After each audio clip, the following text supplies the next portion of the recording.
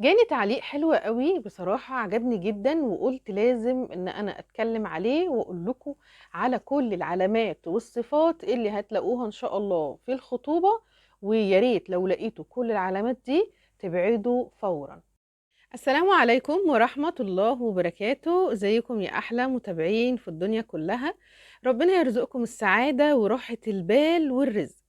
بصوا بقى الفيديو اللي فات انا والله مش عارفه اقول لكم ايه واشكركم ازاي على المشاركات وعلى التعليقات الحلوه وعلى كمان اللايكات. وكمان جاني سؤال حلو قوي حبيت ان انا ارد عليكم. وصراحه السؤال ده حلو قوي. هو ازاي ان انا اعرف ان خطيبي او خطيبتي نرجسيه في الخطوبه؟ وطبعا لازم لو عرفتوا العلامات دي تبعدوا فورا. وانا بقول لكم لازم تبعدوا فورا لاني مش هيفيد انك تصلحي او تقولي لا انا هقعد وهعرف اغير الطبع او هعرف اغير، لا، مش هتعرفي تغيري اي حاجة. صدقيني لازم تبعدي. هقولك على طول على العلامات والصفات اللي هتلاقيها. يلا بينا نخش الفيديو على طول. أول حاجة في العلامات هنتكلم عليها هو التجاوز اللفظي في الكلام. يعني ممكن يناديكي بلقب مش حلو انت مش بتحبيه، أو كمان ممكن يشتمك بطريقة مش حلوة، ممكن يقولك مثلا خدي يا غبية، أو خدي انت ما بتفهميش، أو انت كذا أو انت كذا. ده من التجاوزات اللي بتبان جدا في الخطوبة. ما تقوليش ان هو بقى أخد عليا وهو بيكلمني كده عادي أصل احنا أخدين على بعض. لأ، بعد كده الموضوع بيتطور بطريقة مش حلوة خالص. وبده كمان بيدل إن هو إنسان جريء شوية في الكلام، وطريقته كمان وبيئته مش حلوة. فدي أول علامة هتلاقيها وهتاخدي بالك منها قوي في الخطوبة. نيجي بقى للعلامة المهمة جدا، الغيرة زيادة عن اللزوم. اللي هي زي ازاي مثلا؟ هقولك على حاجات كده هتبينها لك جدا. اللي هو مثلا لو انت خارجه مع مامتك او خارجه مع باباكي او خارجه مثلا مع اختك، هتبص تلاقيه يقولك انت رايحه فين، ولازم تستأذني مني قبل ما تخرجي، ولازم تقولي لي انت رايحه فين ومع مين. لا، ده على فكره ما يصحش خالص خالص في الخطوبه. انت ليكي والدك ووالدتك او اختك الكبير او حتى عمك، تستأذنيه وانت رايحه وانت جايه، لان هو طبعا لما جه اختارك عارف ان هو اختار بني ادمه اخلاقها كويسه وبنت ناس كويسين وناس بيعرفوا في الاصول. فاكيد عارف ان انت متربيه وعارف ان انت حواليكي كده ناس كويسين، فليه بقى يسأل ولا يقول لا لا؟ لما تكوني انت في بيته طبعا لازم تاخدي منه الاذن، لازم تستأذنيه، تقولي له مثلا انا رايحه مثلا رايحه عند والدتي، انا رايحه مثلا في المكان الفلاني. فده طبعا لما تكوني في بيته. انما لما تكوني في بيت والدك او والدتك او عمك حتى او خالك، لازم يبقى تستأذني من الناس اللي انت موجوده معاهم في البيت. ما يصحش ان انت مثلا يقولك لا ما ينفعش تخرجي غير لما انا اللي اقولك، او لما اشوف مثلا انت رايحه مع مين او كده. لا، ده ما يعني دي من العلامات اللي بتبقى فعلا باينه ان هو هيسيطر عليكي كويس قوي وهيخنقك كمان. لان في حاجات تصح وفي حاجات ما تصحش. في حاجات تصح في الخطوبه ماشي، لو مثلا شاف حاجة مثلا مش لطيفة عليكي ممكن يقولها لك بطريقة كويسة، او لو شافك مثلا ان انت لابسة حاجة بطريقة ملفتة ممكن يقولها. انما ما يتحكمش انت رايحة فين او جاية منين او خارجة مع مين، او الحاجات دي خالص ما ينفعش في فترة الخطوبة.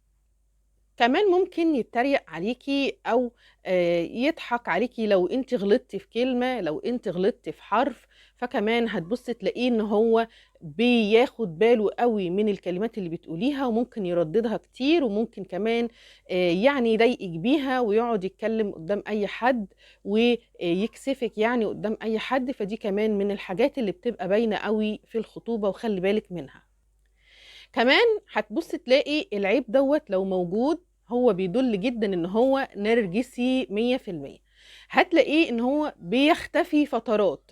يعني بتبص تلاقيه مثلا لو هو متعود يجيلك مثلا او يكلمك في التليفون مثلا يوميا او يوم ويوم او اسبوعيا، يعني على حسب ما انت متعودة وهو معودك. هتبص تلاقيه يختفي بدون اي سبب. يعني هتبص تلاقيه بطل مكالمات فجأة، يبطل يجي فجأة، هيقعد فترة كده أسبوع 10 أيام أنت مش عارفة عنه أي حاجة.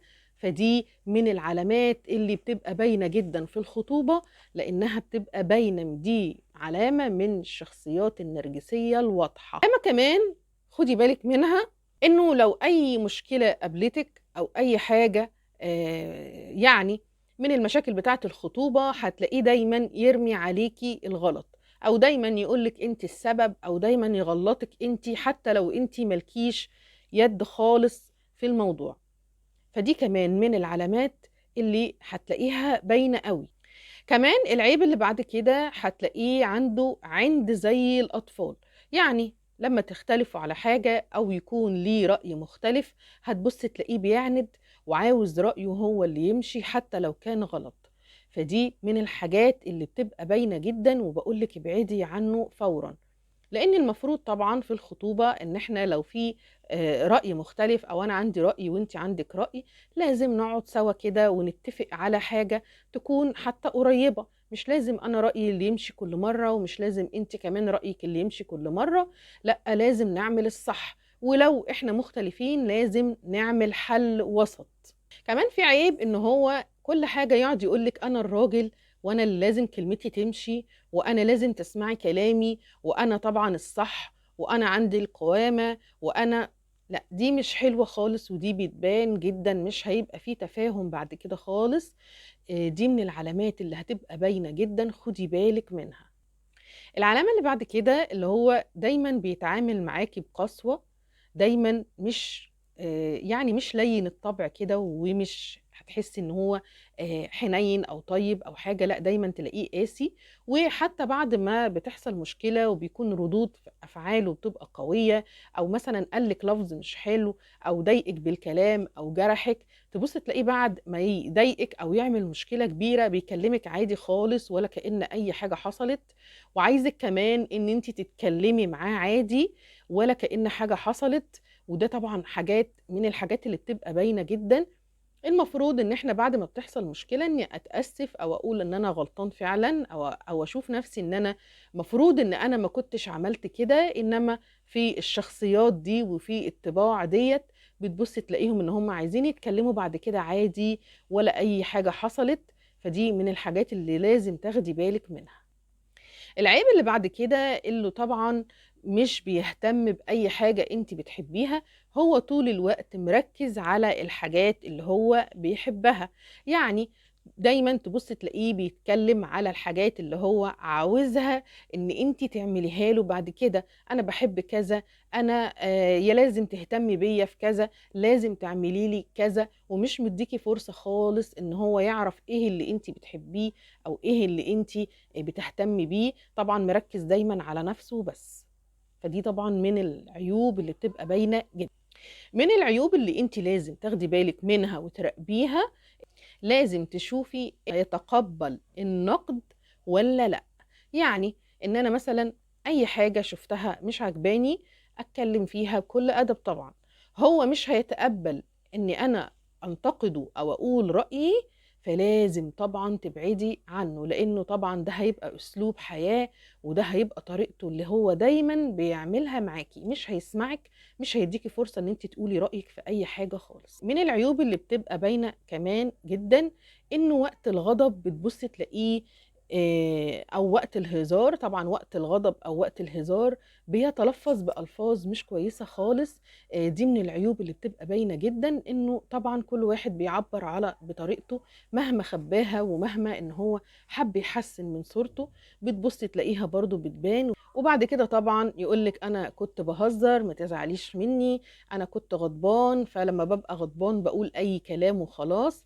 طبعا ده هيبقى اسلوبه معاكي بعد كده. ما تتغاضيش ابدا عن الحاجات دي.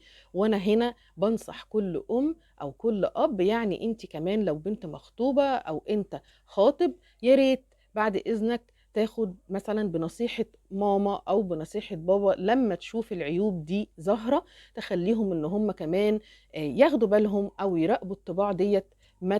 يعني ايه، ما تسكتيش وما تحاوليش تداري عن الطباع دي او العلامات دي، لان انت اللي بعد كده هتتعبي في الجواز. لان طبعا الخطوبة بتبقى حاجة صغيرة بتبين بعد كده المشاكل الكبيرة اللي احنا هنقع فيها. فياريت تاخدي بالك ولو كان ليكِ حد مثلًا إيه، أنتِ قريّبة من مامتِك، قريّبة من باباكِ، قريّبة من أختِك، يا ريت إن أنتِ تتكلّمي معاهم وتناقشيهم في الطباع دي علشان يساعدوكِ في اتخاذ القرار الصح. كمان أنا عايزة أقول لِك على حاجة، لازم تراقبي تصرفاته جدًا وردود أفعاله في المشاكل، يعني مثلًا حصلت مشكلة ما بينِك وما بينه، شوفي رد فعله وشوفي هو لمّا بيتعصب بيعمل إيه، يعني في ناس بتتعصب ممكن يقول لِك سيبيني دلوقتي مثلًا لمّا أروق شوية هاكلمِك، في إنسان يتعصب ممكن يتلفظ بألفاظ مش حلوة خالص، في بني آدم تاني ممكن يتلفظ يمد إيده.